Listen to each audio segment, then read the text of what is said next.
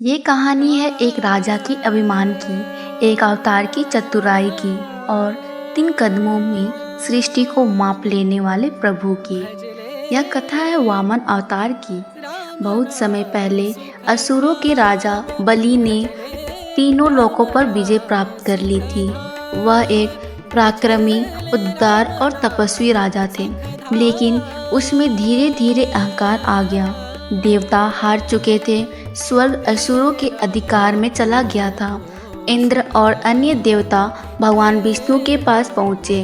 भगवान विष्णु ने मुस्कुराकर कहा, बलि का हृदय दान से भरा है और मैं उसे अपनी दानवीरता से ही पराजित करूँगा, न युद्ध से न अस्त्र से।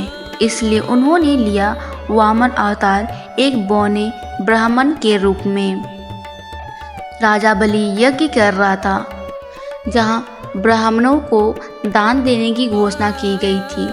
तभी एक तेजस्वी बौने ब्राह्मण बालक प्रकट हुए।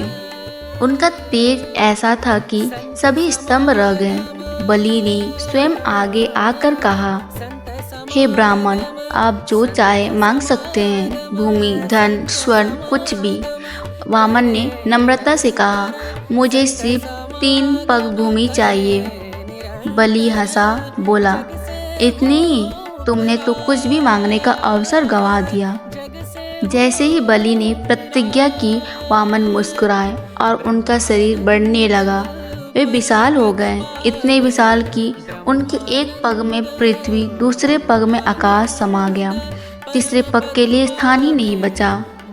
बलि ने सिर झुकाया और कहा, प्रभु, तीसरा पग मेरे सिर पर रख दीजिए।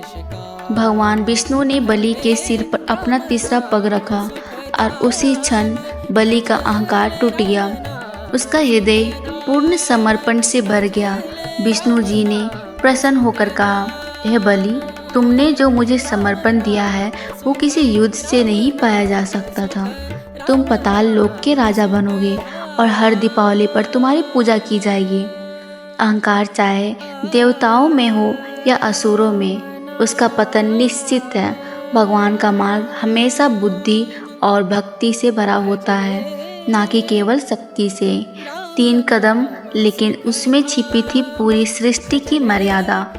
वामन भले ही बौने रूप में आए, लेकिन उनकी लीला इतनी विराट थी कि 3 पग में उन्होंने ब्रह्मांड को माप लिया और एक राजा को विनम्रता और समर्पण का पाठ सिखा दिया।